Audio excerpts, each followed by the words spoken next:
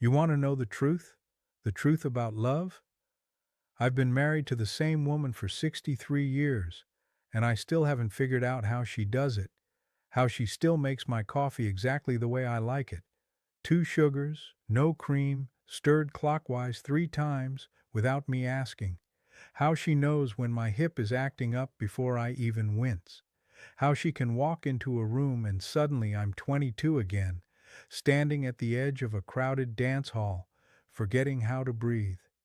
People ask me, neighbors, my grandchildren, sometimes strangers at the grocery store who see us holding hands in the cereal aisle, they ask me, what's the secret? What's the secret to staying in love for this long? And I always tell them the same thing. There is no secret. There's just her. There's just this choice I made, over and over, every single morning when I woke up and saw her face on the pillow next to mine. But that's not the whole story. That's not even close. Because love isn't a fairy tale. It isn't something that just happens to you, like weather. Love is something you build, something you fight for, something you almost lose sometimes, and if you're very, very lucky, something you get to keep. My name is Arthur. I'm 88 years old, and I want to tell you about my wife, Eleanor. I want to tell you how we met, how we nearly fell apart, how we found our way back to each other, and how, sitting here in our kitchen on a Tuesday morning, watching her read the newspaper with her glasses sliding down her nose, I am still impossibly, overwhelmingly, completely in love with her. So if you have someone you love, or someone you're hoping to love, or someone you've lost, and you're trying to remember why it mattered, stay with me. I have a story for you. How we first met. It was 1961, October. I was 22 years old, freshly discharged from the Army, trying to figure out what came next. My buddy Tommy had dragged me to this dance at the VFW Hall in our town, some fundraiser for the volunteer fire department. I didn't want to go. I was wearing my only suit, which was slightly too small because I'd filled out since buying it, and I felt like a fraud. All these guys were firefighters, or cops, or working at the plant. Heroes. I was I was just Arthur, just a guy who'd spent 2 years typing memos in Germany and came home with a bad knee and no plan. Tommy kept saying, Artie, there's gonna be girls there, actual girls. You gotta get back in the game. I didn't feel like I was in any game. I felt like I was standing on the sidelines of my own life. But I went, and I stood by the punch bowl, because that's what you do when you don't know where else to stand, and I watched people dance. The band was playing something slow, Bobby Darin maybe, or Perry Como, one of those voices that sounds like smoke and honey, and then I saw her. She was dancing with someone else, some tall guy in a uniform who looked like he had his life completely figured out. But I wasn't looking at him. I was looking at her. Eleanor had this red dress on, not bright red, deeper than that, like wine or autumn leaves. It had these little buttons down the back, and her dark hair was pinned up, but there were these pieces falling down around her face. She was laughing at something he said, but even from across the room, I could tell she wasn't really listening. Her eyes were somewhere else, looking over his shoulder, scanning the room, like she was waiting for something better to come along. I know that sounds critical. It wasn't. It was, she had this spark, this sense that she was meant for more than whatever room she was standing in. I didn't move. I couldn't move. I just stood there with my plastic cup of terrible punch, and I watched her spin, and I thought, that's her. That's the person I'm supposed to know. Now, here's the part where I tell you I walked right up and asked her to dance, and she said yes, and we fell in love immediately. That's not what happened. What happened was, I stood there for 20 minutes, maybe 30. The song ended, and she walked off the dance floor, and I lost her in the crowd. I spent the next hour walking around that hall, pretending to look for the bathroom, actually looking for her. I found Tommy and made him help me. We split up, searched the whole place. Nothing. Finally, around 11 o'clock, I was ready to give up, defeated. I walked out to the parking lot to get some air, and there she was, sitting on the hood of a blue Chevrolet, smoking a cigarette, looking up at the stars. I didn't plan what I said. I never do. I just walked over and said, "You know, those things will kill you." She didn't even look at me, just took another drag and said, "So will plenty of other things. At least this one I choose." I laughed. I actually laughed. And then she looked at me, and I saw her eyes for the first time. Green, not hazel, not blue-green, actual green, like spring grass, and they were sharp, intelligent, assessing me. "You're the punch bowl guy," she said. "I beg your pardon? You've been standing by the punch bowl all night. I saw you. You looked miserable." "I was observing. You were hiding." She smiled. Not a big smile, a small one, the kind that says I see you. "I'm Eleanor." "Arthur." "Arthur." She tried it out, rolled it around in her mouth. "That's a solid name, old-fashioned, reliable." I try to be reliable. She hopped down from the car. She was shorter than I expected. The top of her head came to my shoulder. She looked up at me, still with that cigarette between her fingers, and said, "Do you dance, Arthur? Reliably?" I'm not very good." "Good. I hate good dancers. They show off." And she took my hand. Her fingers were warm. A little rough, actually. She worked in her father's bakery, I learned later, and flour does things to your skin. She led me back inside, back to that dance floor, and when the band started playing Moon River, she put her arms around my neck and said, "Don't step on my feet, Arthur. These shoes are borrowed." I didn't step on her feet.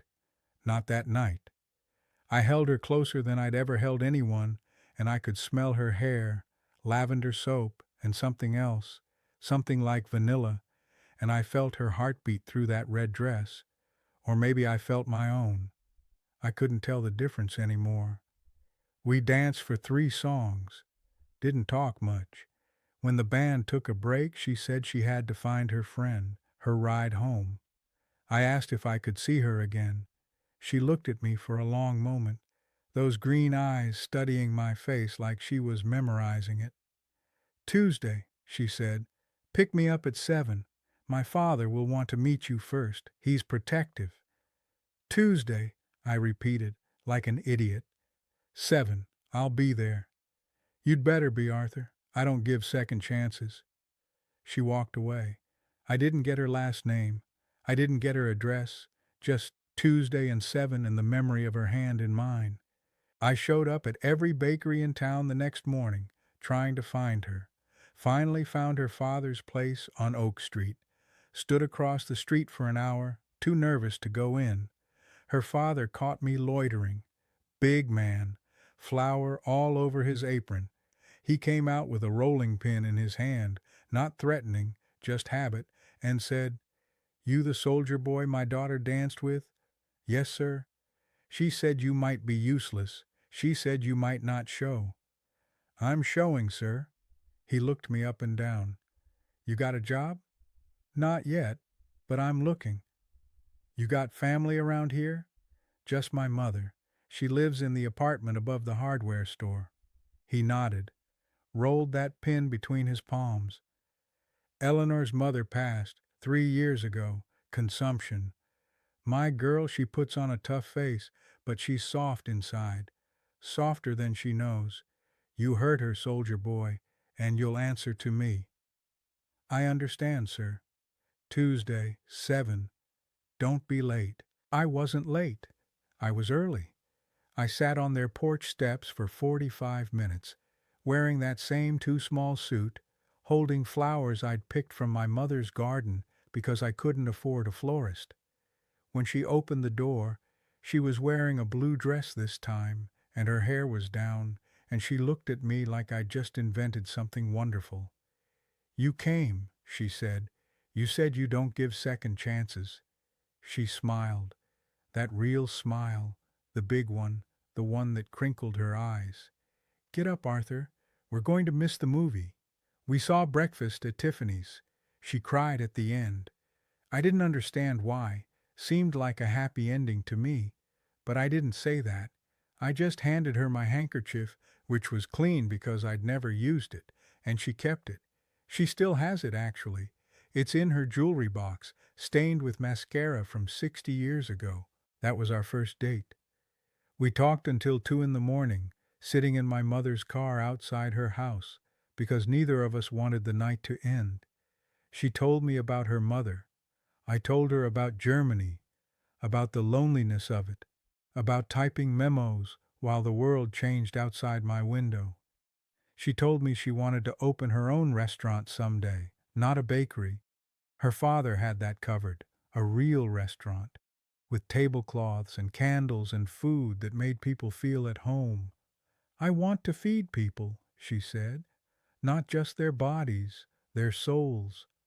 I didn't know what to say to that. It sounded too big, too important. So I just said, "You'd be good at that." She looked at me then, really looked at me, and said, "Arthur, do you know what you want?" "No," I admitted. "I thought I did. I thought I wanted to be a hero, but I'm not. I'm just me. Just you," she repeated. "I think just you might be enough." We were married 18 months later. Small wedding. Her father cried. My mother cried. I didn't cry. I was too busy looking at her, at my wife, at Eleanor in white lace with flowers in her hair, wondering how I'd gotten this lucky, terrified I'd somehow mess it up. I almost did. God, I almost did. The first big challenge. The first 5 years were hard. Not because we didn't love each other. We did, fiercely, completely. But because life doesn't care about love.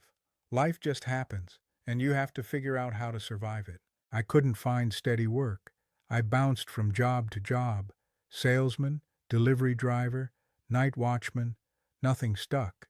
Eleanor was working double shifts at her father's bakery, saving every penny for her restaurant dream, coming home exhausted, flour in her hair, too tired to talk.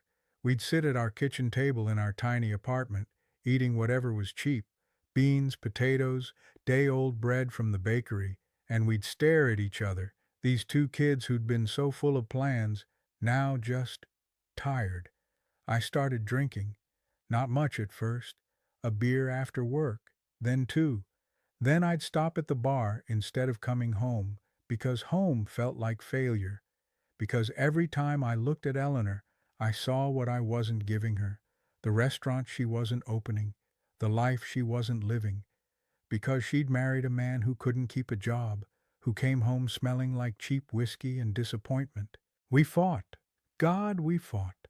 About money, about my drinking, about her spending too much time at the bakery, about whose fault it was that we were stuck.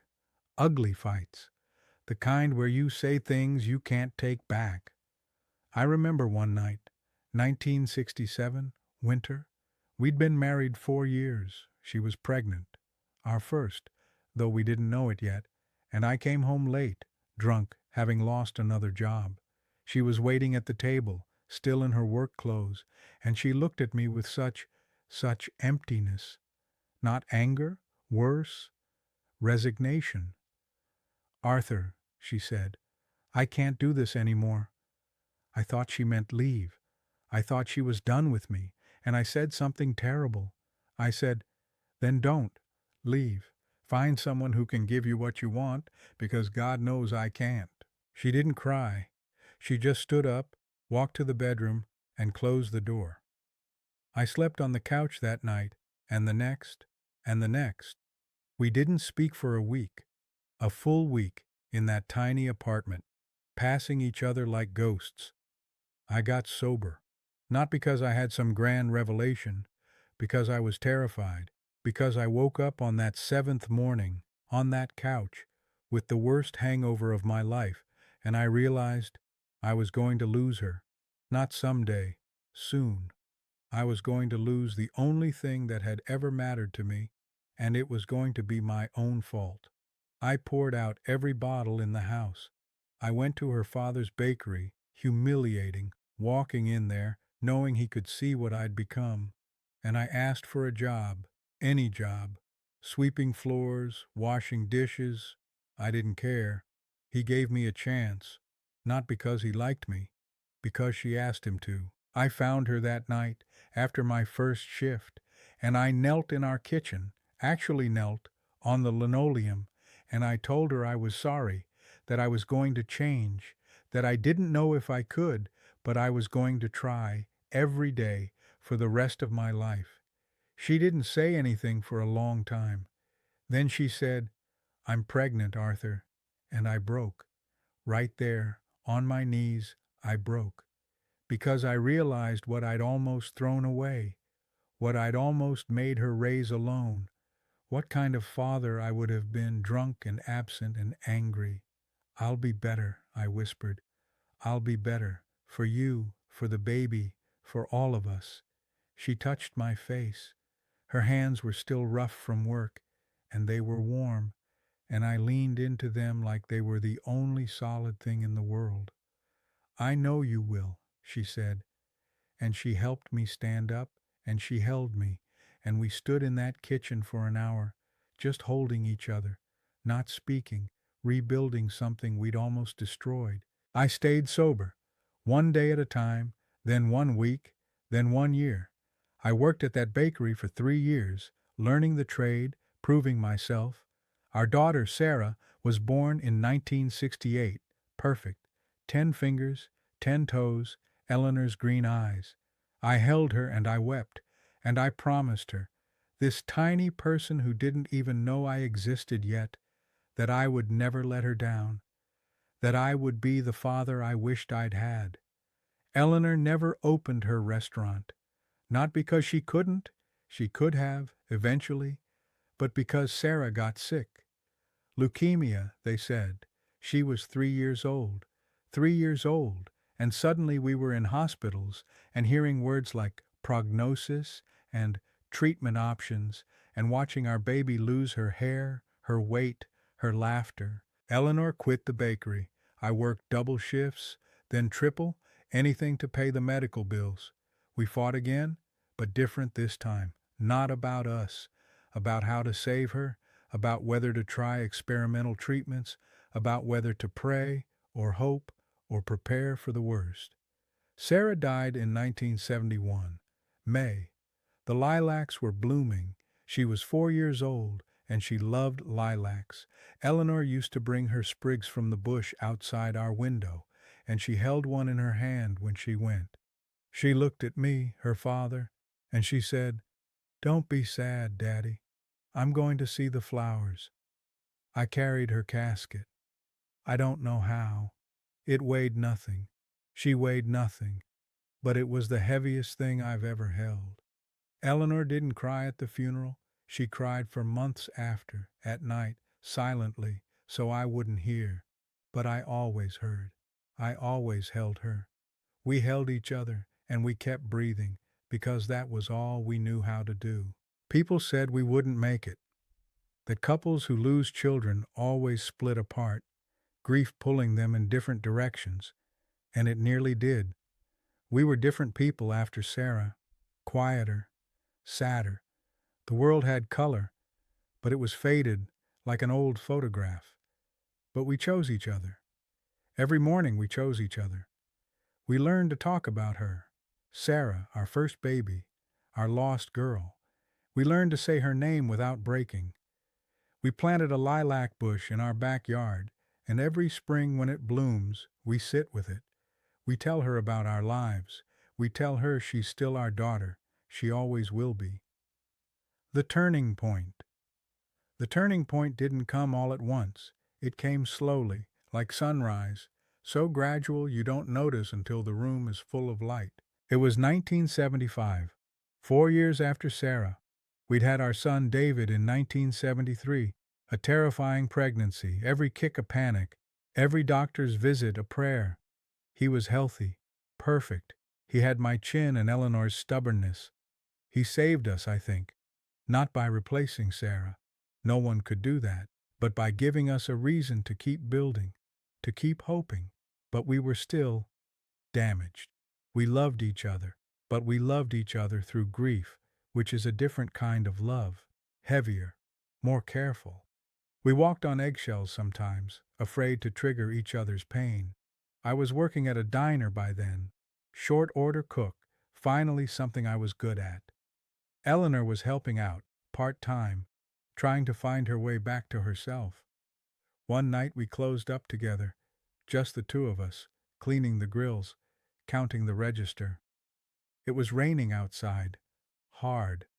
October rain, cold and relentless. She was wiping down the counter and I was watching her, really watching her, and I realized she was still beautiful, not young beautiful. We were in our 30s, lines around our eyes, gray in our hair, but beautiful in a way that mattered more. She had survived. We had survived. And she was still here, still fighting, still believing in whatever came next. Eleanor, I said. She looked up. Do you ever think about the restaurant? Your restaurant? She stopped wiping, looked out the window at the rain. Sometimes, not as much anymore. Why not? She was quiet for a moment. Then, because I have a family. Because I lost one child and I'm terrified every day of losing another. Because, she turned to me and her eyes were wet, but not from crying, from rain or memory or both. Because I used to think I needed to feed strangers to feel important. Now I just want to feed us, keep us alive, keep us together. I walked over to her, took the rag from her hand. What if you could do both?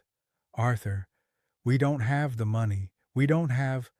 What if we started small? A food truck maybe, or a catering business, something we could build together. You create the recipes, I handle the logistics. We grow it slowly, safely. She laughed, actually laughed. You hate logistics. You can barely balance our checkbook. I'll learn. I'll do whatever it takes, because I look at you, Eleanor, and I see someone who gave up her dream to save our family. And I can't, I won't, let that be the end of the story. You deserve more. We deserve more. She touched my face. Her hands were still rough, still warm. You do that? For me? I'd do anything for you. I think I've proven that by now. The good and the bad. She kissed me then. In that diner, with the smell of grease and coffee and rain, she kissed me like we were 22 again, like we were on the hood of that Chevrolet, choosing each other over the easy thing. We started the next year. Eleanor's Kitchen, catering only, small events, word of mouth. She made magic. Coq au vin, beef bourguignon, these little lemon tarts that made people weep. I did the books, the deliveries, the late-night prep work. We worked 18-hour days, 7 days a week for 5 years. It worked. Slowly, then all at once. By 1980, we had a small restaurant. 30 seats, white tablecloths, just like she'd wanted. Candles on every table, and every dish that went out, I watched her watch it go. That pride, that joy, she'd found it again. But the real turning point wasn't the restaurant. It was a Tuesday night, 1982, middle of winter. Business had been slow, recession, everyone said. We were in danger of losing everything. I'd been up all night crunching numbers, trying to find a way to keep us afloat. I came downstairs to find Eleanor in the kitchen, making soup. Just soup. For us. Not for customers. She looked up when I walked in. She knew. She could always read me. We're going to lose it, I said. The restaurant. I can't figure out how to. Come here, she said. I went. She handed me a bowl of soup. Chicken noodle. Simple. Perfect. And she sat me down at our kitchen table, the same one we'd fought at, cried at, rebuilt our lives around. Arthur, she said, Listen to me. If we lose the restaurant, we lose the restaurant. It's a building. It's tables and chairs. It's not us. But your dream, my dream was never the restaurant. My dream was a life with you, a life where we choose each other every day, where we grow old together, where we remember Sarah and we raise David, and we become the kind of people our daughter would have been proud of. She took my hand. We've already won, don't you see? We survived what broke most people. We're still here, still in love, still fighting. That's the miracle, not the business, us. I ate that soup. I cried, actually cried, me, who hadn't cried since Sarah's funeral, and I realized she was right. The restaurant was wonderful. It was her dream, and we'd built it together, and I was proud of every inch of it, but it wasn't the point. It was never the point. The point was her. The point was us. The point was this choice, made over and over, to stay. We didn't lose the restaurant, as it turned out. We scraped by. We rebuilt. By 1990, we had 2 locations. By 2003, David grew up, went to college, became a teacher. We became grandparents. Life filled in the colors that had faded, not replacing what we'd lost, but growing around it, making room for joy alongside grief. But that night, that kitchen, that bowl of soup, that was when I understood. That was when I stopped being afraid of losing everything, because I realized I'd already found what mattered. Beautiful memories. I could tell you 1,000 stories. I have 1,000 stories. Let me give you just a few, the ones I return to when I can't sleep, when she's already drifted off beside me, and I'm listening to her breathe. The time we drove to the coast, 1978, just us, no kids, no restaurant. We found this little motel with a neon sign that barely worked, and the owner was this ancient woman who made us pancakes in the morning and told us about her late husband, how he'd built the place with his own hands. We stayed 3 nights instead of 1. We walked on the beach, collected shells, made love with the window open so we could hear the ocean. Eleanor said, "We should do this every year." We didn't. We were too busy, always too busy, but we talked about it. We planned it, and sometimes planning something with someone you love is almost as good as doing it. The time she got appendicitis, 1985, and I was so terrified I drove her to the hospital with the emergency brake on, wondering why the car felt so sluggish. She laughed at me, even in pain, even scared. "Arthur," she said, "you're going to kill us both before my appendix gets the chance." The time David brought his girlfriend home, his future wife, though we didn't know it then, and Eleanor spent 3 days cooking, cleaning, worrying. "Do you think she likes me?" she asked me. This woman who commanded kitchens, who fed hundreds of people without breaking a sweat, worried about one young woman's opinion. "She loves you," I told her. How could she not? The time we renewed our vows, 1991, 25 years of marriage, small ceremony, just family. I wrote her a letter instead of traditional vows. I told her about the punch bowl, the Chevrolet, the red dress. I told her about Sarah, about the grief, about how she'd held me together when I would have fallen apart. I told her that every morning I woke up and chose her, and I would keep choosing her until I had no mornings left. She kept that letter. It's in her jewelry box, next to that stained handkerchief from our first date. Sometimes I find her reading it when she thinks I'm not looking.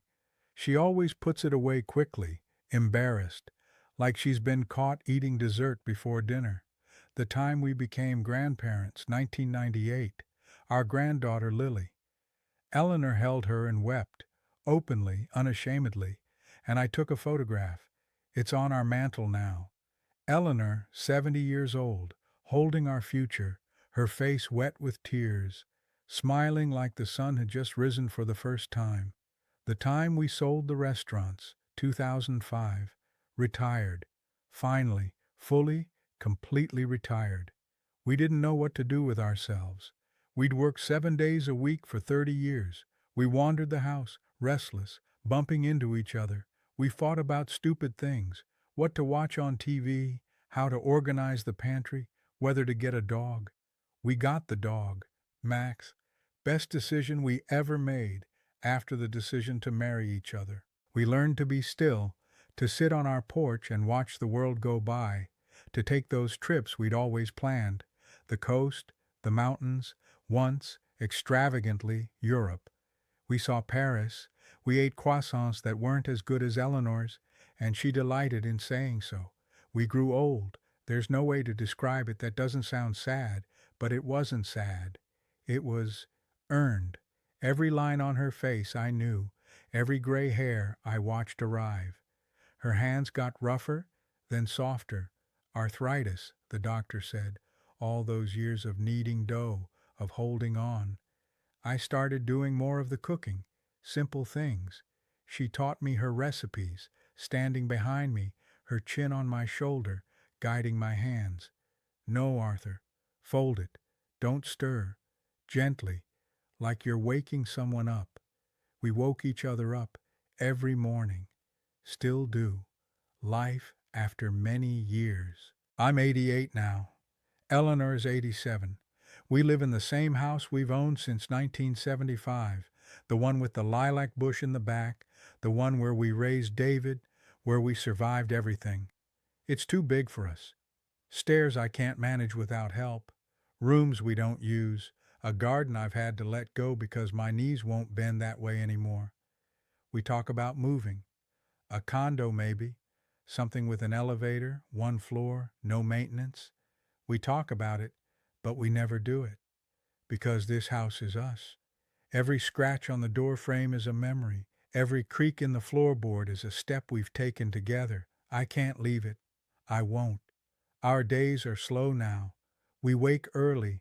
Old people sleep, but not much. I make the coffee, 2 sugars, no cream, stirred clockwise 3 times. She makes toast, burns it slightly, the way she likes it. We read the paper together, her with her glasses sliding down her nose, me with my magnifying glass because my eyes aren't what they were. We talk. That's the main thing we do. We talk about everything and nothing, about David and his family, about Lily who's in college now, about the neighbors, about what we watched on TV last night. We tell the same stories, the ones I've told you, and we never get tired of them. Remember when? We begin, and the other always does. Always. We hold hands. In the grocery store, like those strangers see us. On the couch, watching movies she chooses and I pretend not to like. In bed, as we fall asleep, our fingers intertwined like they were on that dance floor 60 years ago. I still love her. I need you to understand this. I don't love her despite the years. I love her because of them, because I know her, every version of her. The girl in the red dress, the young mother, the grieving parent, the business owner, the grandmother, the woman sitting across from me right now, reading the paper, frowning at something in the politics section, her glasses slipping, her hair white and thin and beautiful. I know what makes her laugh. I know what makes her cry. I know that she hums when she's happy, that she still talks to Sarah when she thinks I'm not listening, that she keeps a secret stash of chocolate in the linen closet because she thinks I don't know. I know that she chooses me, still, every day, just like I choose her. Is it perfect? No. She drives me crazy sometimes.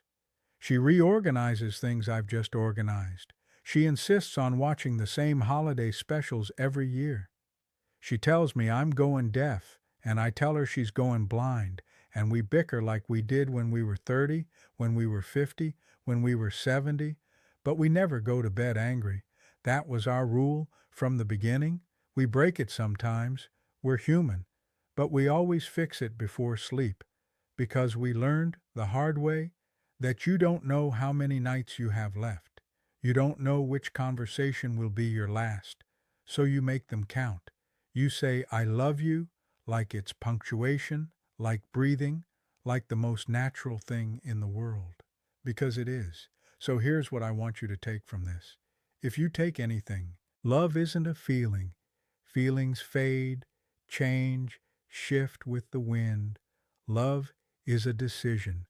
1,000 decisions, 1,000,000, made every morning when you wake up and see the person next to you and you choose again to build something with them. It's not always grand. It's not always movie worthy. Sometimes it's making coffee the way they like it. Sometimes it's sitting in silence because words are too hard. Sometimes it's forgiving them for the same thing you've forgiven 100 times before and hoping they'll do the same for you. It's holding hands in the cereal aisle. It's dancing in the kitchen to no music. It's planting lilacs for someone you lost and letting those lilacs remind you of what you still have. Eleanor and I, we built a life. Not the life we planned. We never got to Paris until we were old. She never got the empire she dreamed of. We lost our daughter and nearly lost each other and had to rebuild from ashes more than once. But we built a life, our life, and it's enough. More than enough. It's everything. I'm 88 years old. I don't know how much time I have left. Neither does she. We don't talk about it much. We're superstitious that way, afraid that naming it will summon it. But we know. We can feel it. The slowing down, the doctor's visits, the way our bodies remind us daily that we're not permanent. But here's the miracle. I'm not afraid. I'm sad sometimes when I think about leaving her, about her having to wake up without me making her coffee. But I'm not afraid, because we did it. We loved each other for a lifetime. However long that lifetime turns out to be, we filled it with love, with choice, with each other. If you're young and you're watching this and you're wondering if it's worth it, the risk, the vulnerability, the chance of getting hurt, I'm telling you, it is. God, it is. Find your Eleanor, find your Arthur, find the person who sees you, really sees you, and chooses to stay anyway, and then spend the rest of your life choosing them back. If you're old, like me, and you're wondering if it's too late, it isn't.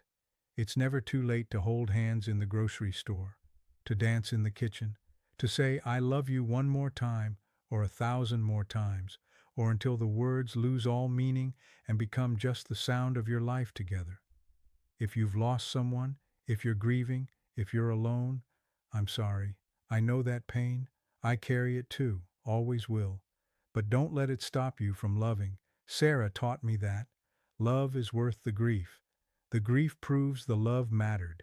Keep loving in whatever way you can. Keep choosing connection, even when it hurts. Eleanor's getting up now. She's seen me talking to this camera. She thinks I'm crazy, probably, some old man rambling to the internet, and she's going to ask if I want more coffee. She always asks. She always knows. I'm going to say yes. I'm going to take that cup from her hands, and I'm going to thank her, not just for the coffee, but for everything, for the red dress, for the dance, for the forgiveness, for the soup, for the 63 years of choosing me. And then we're going to sit on our porch, if the weather's nice, or by the window if it's not, and we're going to watch the world go by, together, as long as we can. That's the story. That's our story. It's not special, except that it's ours. And to me, that's the most special thing in the world. Thank you for listening. Thank you for letting an old man ramble. Go love someone. Go choose someone. And keep choosing them every day for as long as you both shall live. Eleanor, darling, yes, I'll take that coffee, and then come sit with me. I want to tell you about the time we met. You know the one. The punch bowl, the red dress, the girl who changed everything. Come tell it with me.